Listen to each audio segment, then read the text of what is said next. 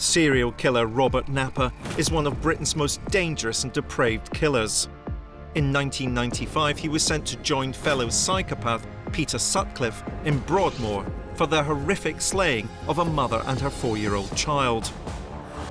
Then, 12 years later, he was convicted of one of the highest profile murder cases ever seen in the UK. I mean, there were upwards of 49 stab wounds we established at post-mortem.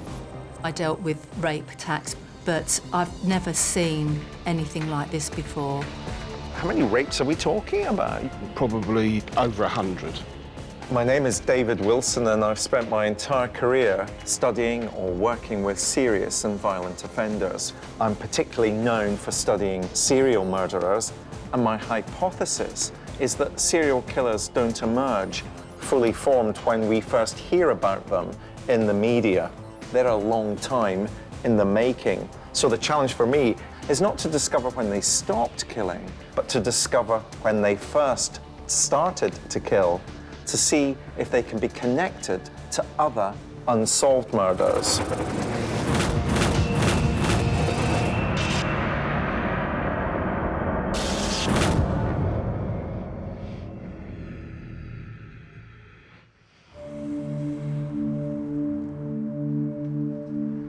In all my years as Professor of Criminology at Birmingham City University, I've learned one important lesson. If criminology is to have real meaning, it can't just be discussed in libraries or in lecture theatres, but it has to be reconnected to real crimes and to real people. So I'm going to get out of the university and reconsider some of the most complicated modern cases of serial murder to see if those serial killers have been getting away with murder. I want to use my new hypothesis on crime to look at the case of Robert Knapper, to try to understand how this evil psychopath was able to evade capture for so long, despite him leaving a catalogue of clues that could have led to his arrest years before and prevented a campaign of brutality and violence against countless women. To find the answers, I first need to understand the crimes.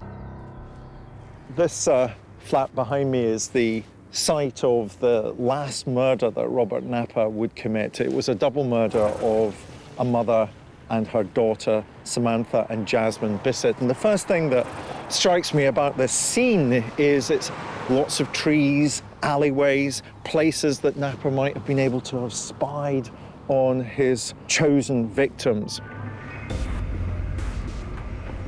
There's me doing the recording. Hello, there's JJ.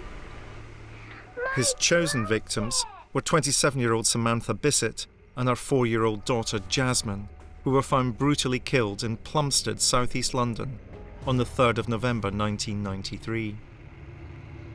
What has shocked police is the ferocity of the murders. A senior officer said Sam Bisset's injuries were horrific.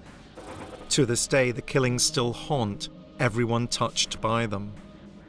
I've come to meet Samantha's partner, Conrad Elam. Conrad, could you tell me a little bit about Samantha? What sort of person was she?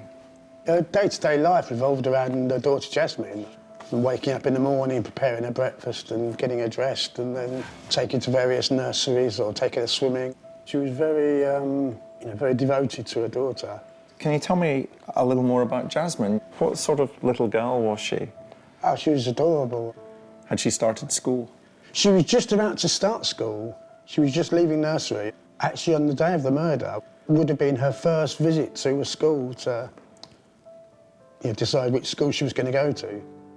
It's my understanding that it was you that discovered Samantha and Jasmine, is that correct? That's true, yeah. Well, that must have been a horrendous scene that you discovered. Yeah, it was a tremendous shock, definitely. I was there most of the time, but I'd sometimes stay at my dad's house in Sidcup. Mm-hmm. That's the reason I wasn't in the flat when she was murdered. Oh, gosh. Otherwise, I might have been there, so... And things might have been very different. Yeah. Instead, Conrad stumbled on a scene of utter horror. I spent 25 years in the Metropolitan Police investigating major crime. The police discovered a scene where an obvious a frenzied attack had taken place, a premeditated frenzied attack. I dealt with rape attacks before, and I've dealt with violent assaults, but I've never seen anything like this before. I teach my students that securing access to victims and the opportunity to kill them are the key factors driving serial killers' behaviour. Understand these elements and you will understand the killer's pattern of murder. Knowing how Knapper planned his attacks is crucial. One of the windows was not locked.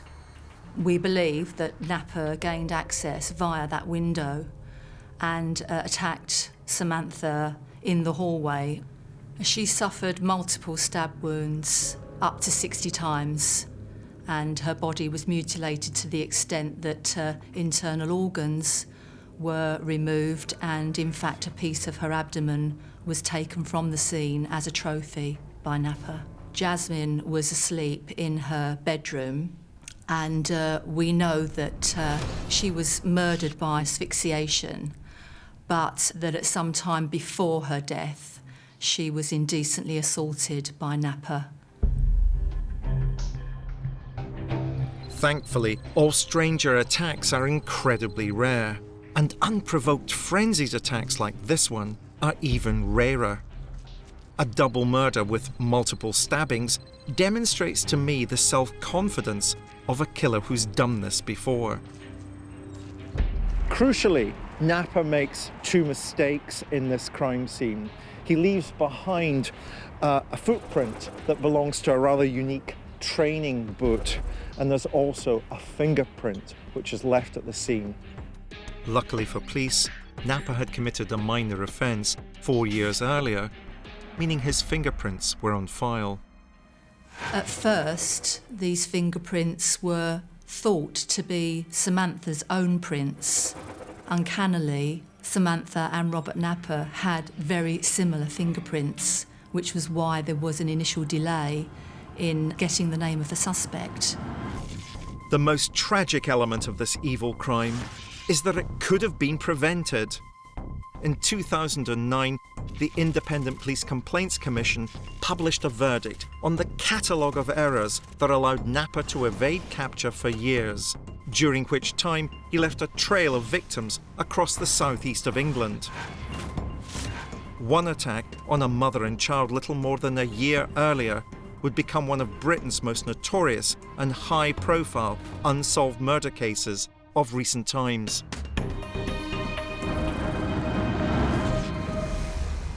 I'm investigating serial killer Robert Knapper to see if I can link him to other unsolved murders. After the horrific murder of Samantha and Jasmine Bisset in 1993, police knew they were on the trail of a dangerous psychopath and finally had the evidence they needed to link the crime to Robert Knapper. When the fingerprint evidence suggested that, in fact, Robert Knapper was responsible for being in the flat, it was decided to conduct a surveillance operation. He was seen using buses and trains, and he was followed around the Charing Cross area, where he was seen to look into the window of a knife shop on at least one occasion.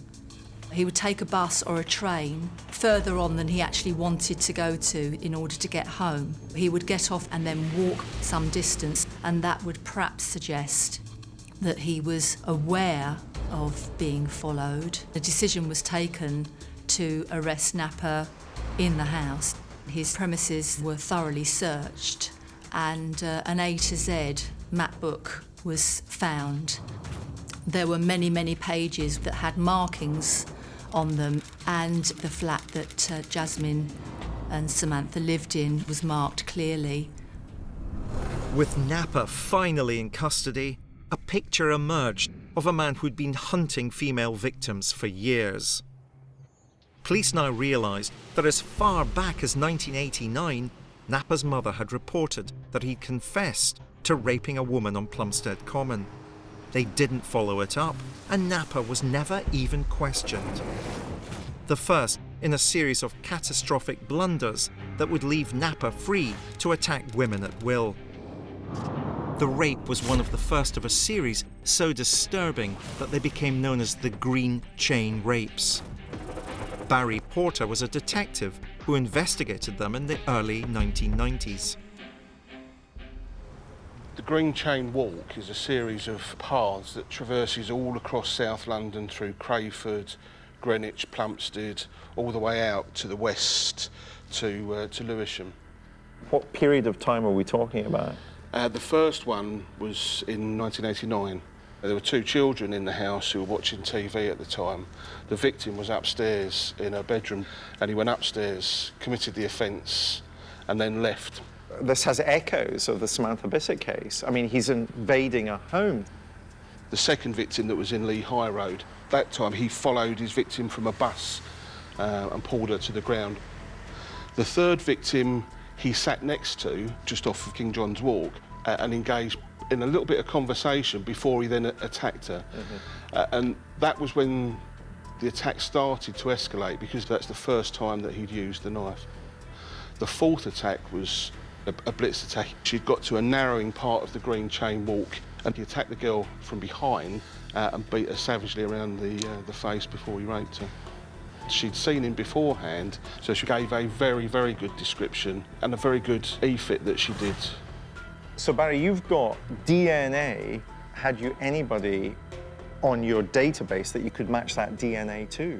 We sampled hundreds of people during this inquiry. Including Robert Knapper? Robert Knapper was asked to come in on 2 occasions, but they didn't pursue it because he was 6'2", and our victim had said he was 5'7", 5'8".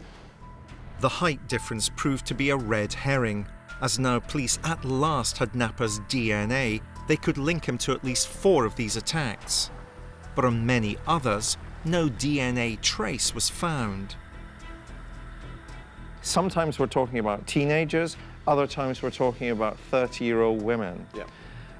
How many rapes are we talking about? You said there were 4, but I mean, are there more rapes? There was a number, and we're talking probably over 100. That you think could be linked to Knapper? Quite possibly, yeah.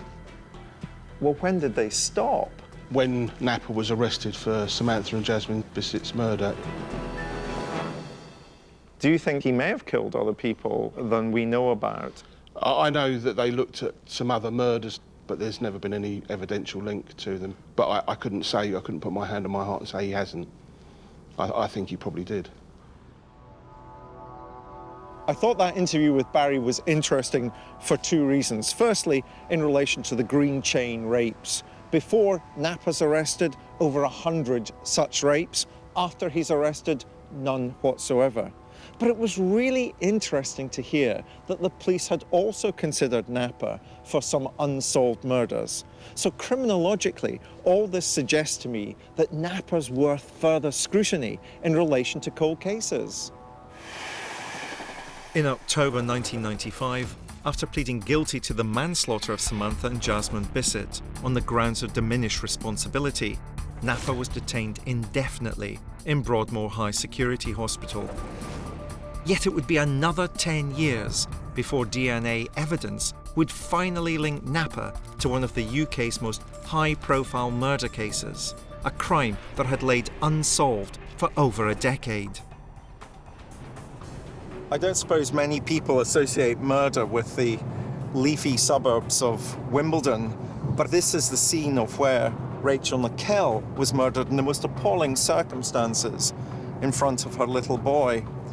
And I imagine whilst most people have heard of Rachel Nikuel and possibly also of Colin Stagg, who was wrongly arrested for her murder, I doubt if many people have heard of the man who actually did commit this murder, Robert Knapper. And so I've come here to find out more about the circumstances in which Rachel Nikuel was murdered. On the morning of the 15th of July 1992, 23-year-old Rachel Nikuel was brutally stabbed in a frenzied attack. Michael Murray, a retired architect, regularly walked his dog on Wimbledon Common. He was the first person to find Rachel's body, and what he discovered that day will never leave him. My dog decided to go up a wooded path, and at the top of the path I saw a pair of bare legs, and I thought must be somebody sunbathing. But as we got closer, I could see that she was covered in blood, and there was a little boy holding her arm. When I got up to where she laid, her eyes had no life in them at all. My first thought was for the child. I think he was in shock. Was he saying anything? Yes, he said, "Get up, Mummy." He was trying to pull her up, but she was, of course, dead by then. The young mother was brutally murdered in broad daylight, just a few hundred yards from the famous windmill, which is the Common's landmark. She was found with her throat slashed. Her son, just 2 years old, was found clutching her blood-stained body. The brutal murder quickly became front-page news around the world, leading to one of the most high-profile police investigations in history. Detective Sergeant Ron Turnbull was the first officer at the scene. Ron, were you able to make an initial assessment about the injuries that Rachel had received? Yes, you could see that the majority of the injuries that were upper body and around the neck area. I mean, there were upwards of 49 stab wounds we established at post-mortem. This was a possibility of being a stranger murder, a frenzied attack. Ron, were there any witnesses that were useful to the police at the time? There were a number of women who saw men of various descriptions.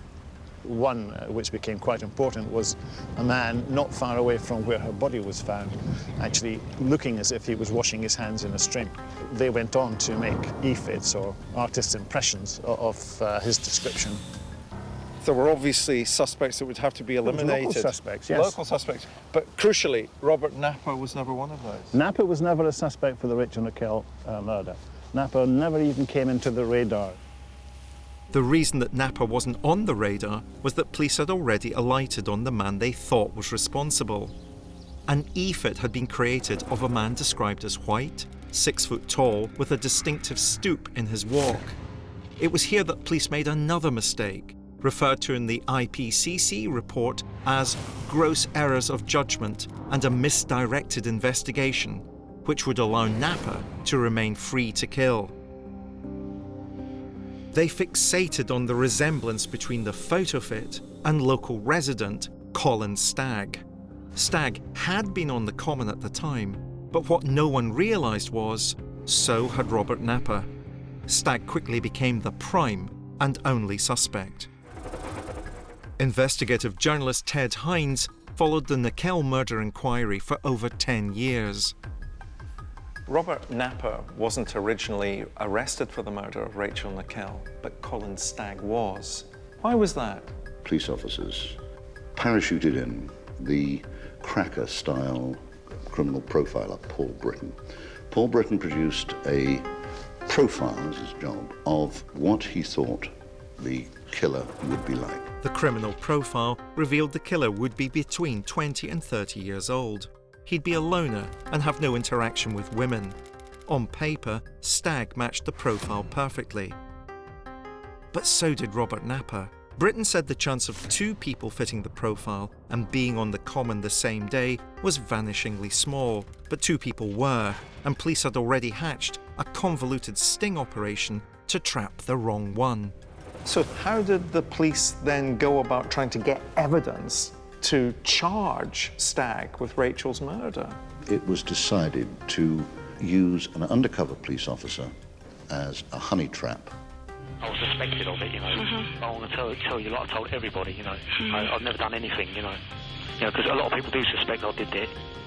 Colin Stagg never confessed to the murders, but police were convinced that they had their man, and the case went to court. After 13 months in custody, the judge dismissed the case on the very first day of the trial, and Stagg was finally released.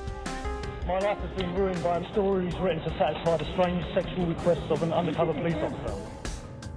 All that time, Robert Knapper would be at large. Robert Knapper wasn't on anyone's radar. He was the man in the shadows, the guy who crept through the undergrowth, peeping Tom, stalking, but no one knew about Robert Knapper. It wasn't until 2006, when new forensic techniques were developed, that a tiny speck of DNA discovered on Rachel's body could be analysed. It was run through the new DNA database, and with Knapper already behind bars, they finally made the connection. After 14 years, Rachel's killer was finally brought to justice, and Knapper was returned to Broadmoor indefinitely under the Mental Health Act. Rachel Nikuel was murdered in July 1992, Samantha and Jasmine Bisset in November 1993. And the escalation between those two murders is quite horrific. That's the behaviour that you can't simply switch off. And if you think about the dates between Rachel and Samantha and Jasmine, we've got a 16-month gap. I think Knapper must have been killing between those two events, and that's what I've got to investigate.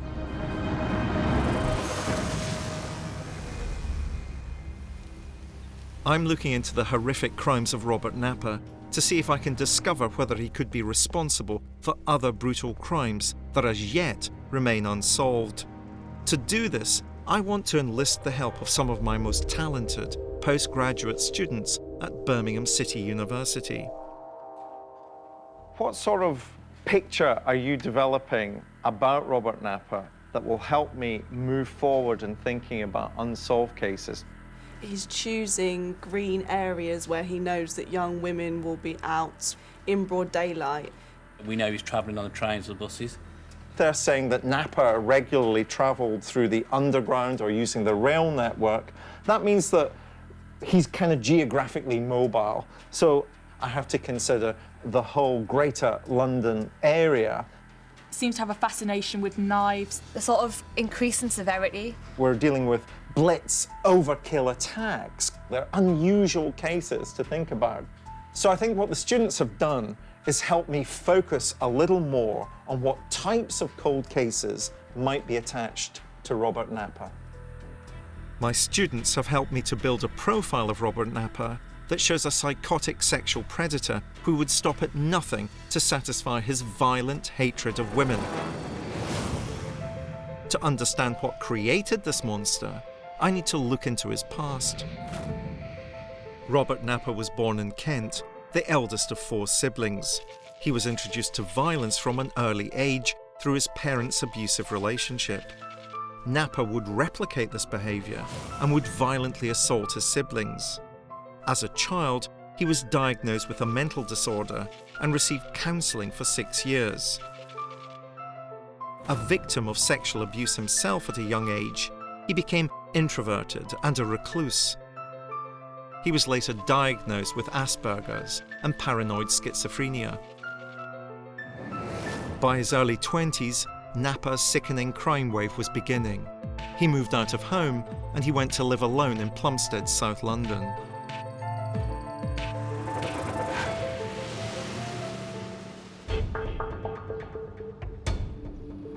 Knapper applied for a job and we took him on.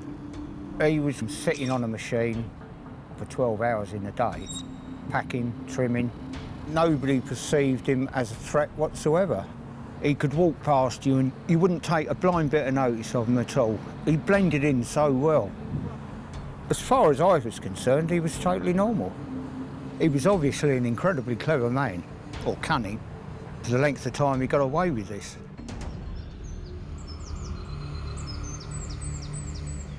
To find out who he might have got away with attacking, I've asked one of my more experienced master's students to look for cold cases that bear Knapper's hallmarks from right across the capital. So Grace, I asked you to research unsolved knife attacks on lone women between 1989 and 1994 in the Greater London area. What have you discovered? The first one is Clare Tiltman, who was killed in Greenhithe, Kent, Greater London in 1993 at the age of 16. She was stabbed over 40 times in an alleyway, and it fits with the time frame of Knapper, as it was 10 months before Samantha Bisset and 6 months after Rachel Nikuel. So Grace, what was the second case you came across? The second case was of Jean Bradley, who was killed in 1993 in Acton. She was killed in a frenzied knife attack. The attacker was actually stopped halfway through by a passerby. So we've actually got a witness then that can describe the attacker. Yeah, they described him as a 6-foot male with brown hair. Well, no, that's actually very, very interesting indeed, because, of course, Knapper is 6 foot. And both those unsolved murders are between the Rachel Nikuel murder and the Samantha Bisset murder. So both these crimes fit into a gap between Knapper's known murders. At the time of the Jean Bradley case, police created a crude photofit of the man this witness saw. But I want to see if I can get a better idea of the perpetrator, who was seen repeatedly stabbing his victim in broad daylight. Flowers mark the spot where Jean Bradley was stabbed with a butcher's knife as she collected her car on the way home from work. The high-flying executive was knifed repeatedly in what appears a random and motiveless attack.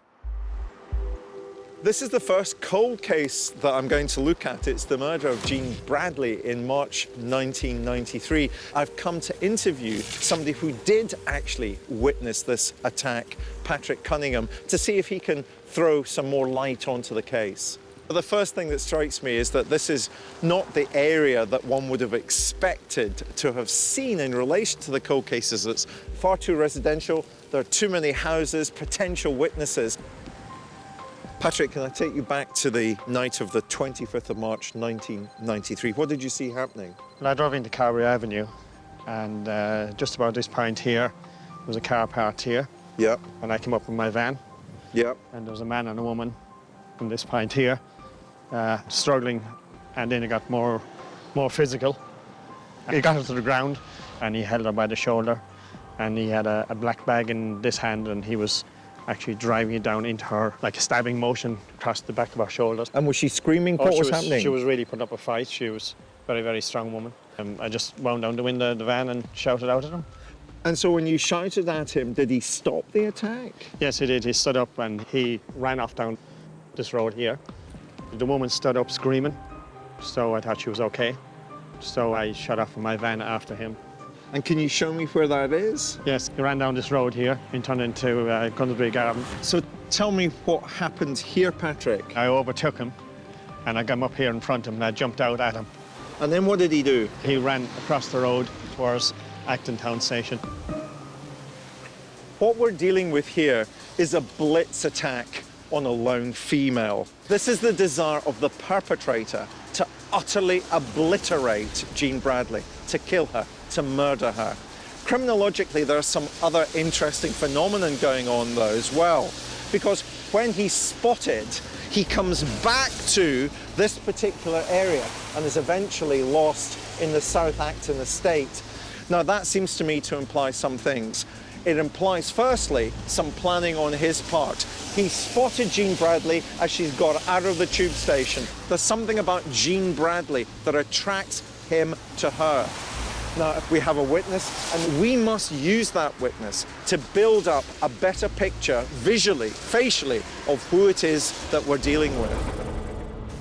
Patrick's photofit of Jean's killer didn't produce any concrete results, but it was using very outdated methods to produce what looks more like a caricature than an exact likeness. Technology is now much more advanced, so I want to use the latest and cutting-edge imaging software to see if we can recreate the killer's image. My name is Steve Driver. I'm a forensic artist. I use the latest EFIT-V colour software, which is the most advanced facial composite software in the world. Police forces using this software have reported detection rates rising from approximately 15 to over 50%. We didn't tell Patrick about our interest in Knapper in connection with this case, nor had anyone else previously made this association for him. This system relies on you to recall certain features in order to be able to construct an EFIT image, a better quality image of this suspect that you saw back in 1993. Try and imagine yourself at that time, try and picture him in your mind. If it helps you, just shut your eyes to try and focus. There's a very gaunt-looking face, high cheekbones, hid a black kind of plastic hat. I think it's like a fisherman's hat. His build was slim, 6 foot tall. Is there any particular nose or mouth? Maybe the middle one. The mouth seems fine? Yeah. Okay. So now we've got to this stage. We've actually greyed his skin tone down. We've added the sou'wester hat. Yeah. We've made his cheeks a little bit gaunter. We've added a little bit more stubble. Are you happy now that we've achieved a good likeness to what you can actually remember? I give it a good likeness. A good likeness. Yeah. Witness identification has been a recurring theme in relation to the cases I've been looking at that were committed by Robert Knapper. There have been a number of witness identification of the perpetrator in the green chain rapes. This is a photofit by a witness who saw the perpetrator on Wimbledon Common when Rachel Nikuel was murdered. Now, we had Patrick work with Steve Driver to produce an e-fit, an up-to-date image of a suspect. This face is really still dominated by the sou'wester that the perpetrator that Patrick challenged was wearing. So I had Steve remove the sou'wester, keep the facial description, put a generic hairstyle on so that we could see more of the particular face. And this, of course, is Robert Knapper himself. Now, when we isolate particular features of these photofits and the e-fit, what we get are a particularly strong but long nose, the thinness of the lips, the downturn of the mouth, to the extent that it's not beyond the bounds of possibility that the person that Patrick encountered the night that Jean Bradley was murdered was indeed Robert Knapper.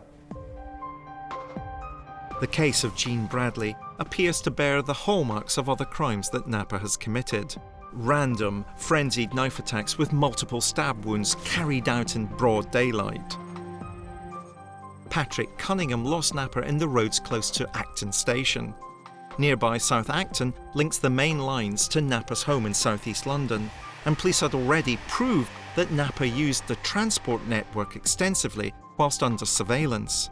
Coupled with the updated e-fit, I believe links for him to this case are beginning to stack up. The second cold case I'm looking at also bears some of these hallmarks.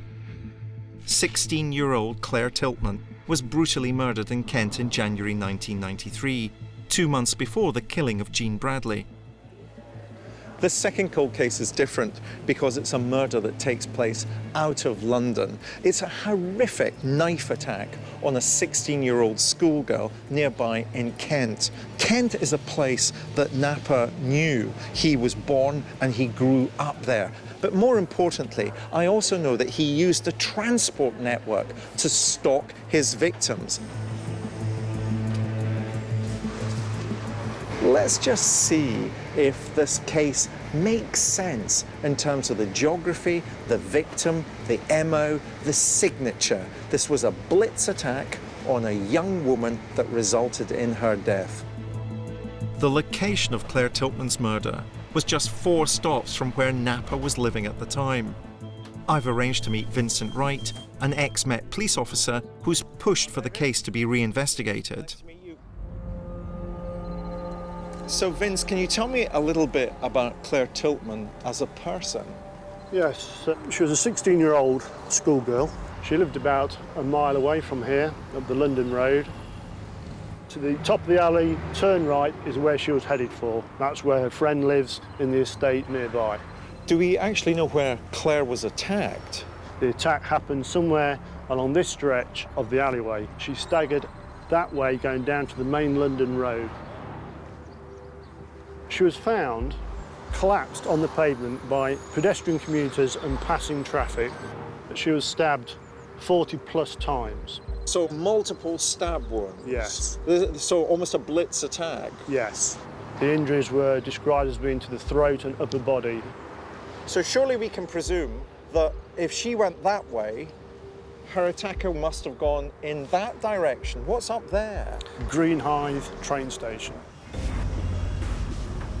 Vince, were there any contemporaneous descriptions of strangers in the area who might have encountered Clare? 3 witnesses described a white male between 5'8" and 5'10", 25 to 28 years of age, brown hair, but of particular note, white training boots. And the word boots, not shoes, is used. Now that of course rings bells for me.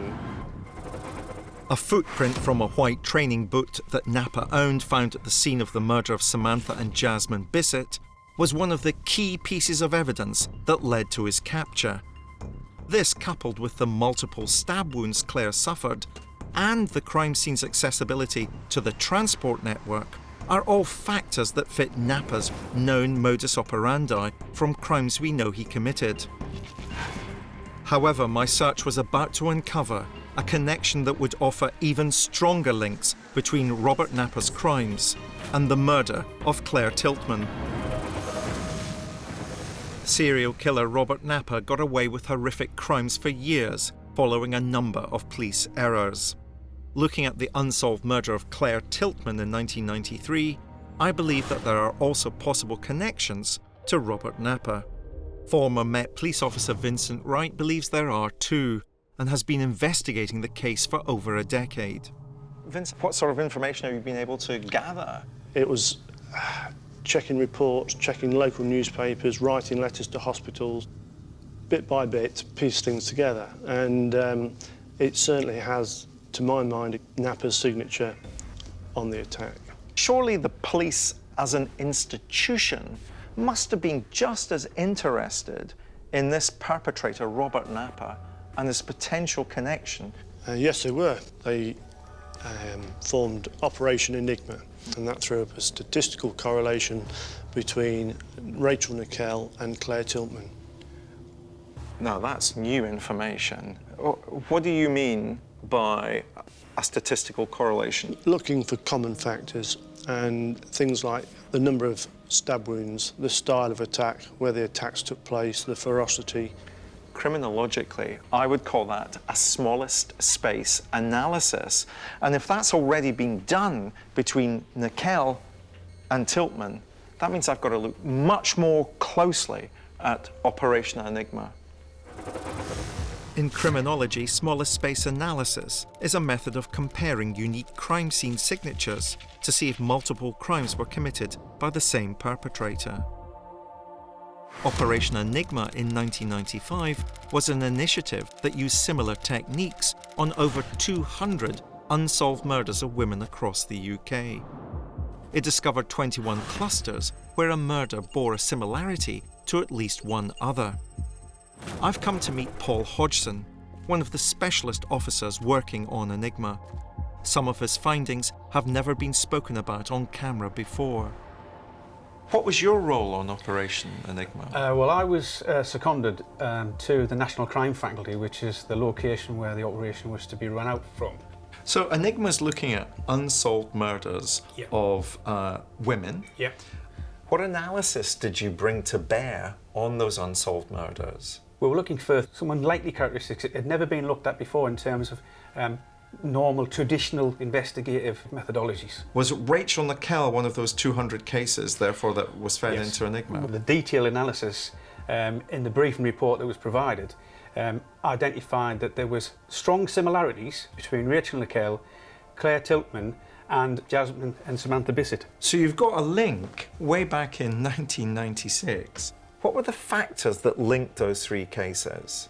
There were a number of areas which were the type of injury, the weapon used, the extent of the numbers of injuries, the victimology, the geographic location, post-mortem reports. There was sufficient to substantiate a force perhaps reviewing those cases in terms of the possibility of being one person responsible. Enigma's proven correct that there was a link between the murder of Rachel Nikuel and the double murder of the Bissets. And the perpetrator was Robert Knapper. Yeah. Did Kent Constabulary reinvestigate the Tiltman murder in light of the information that Enigma generated? To the best of my knowledge, and it's 16 years ago plus, I believe there was some review of that case. If Kent Police had reviewed the case, I couldn't understand why Knapper hadn't been connected to it. Vincent Wright had asked the same question. So you've been doing quite a lot of research on Knapper, his movements, his locations. What sort of research have you been able to do about his whereabouts at the time that Clare Tiltman was murdered?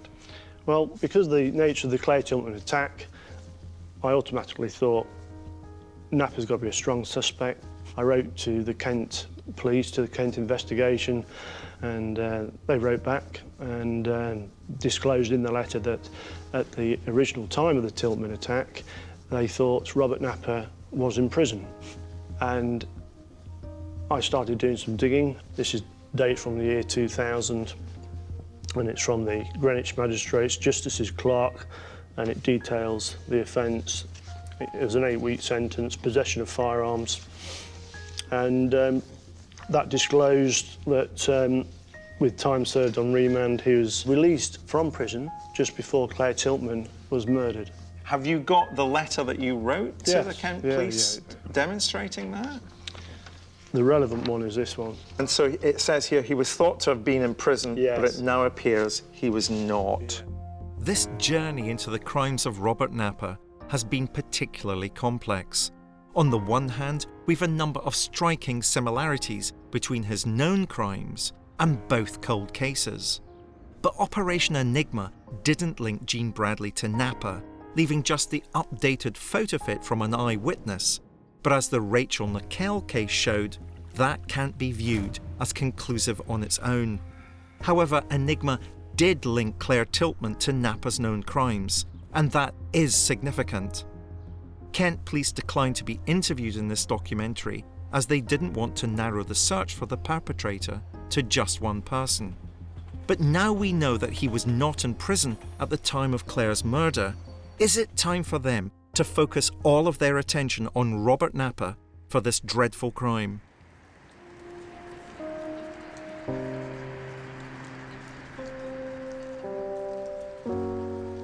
To mark the 20th anniversary of the murder of Clare Tiltman, a vigil has been arranged in her memory. Clare's friends and family have continued to campaign for justice.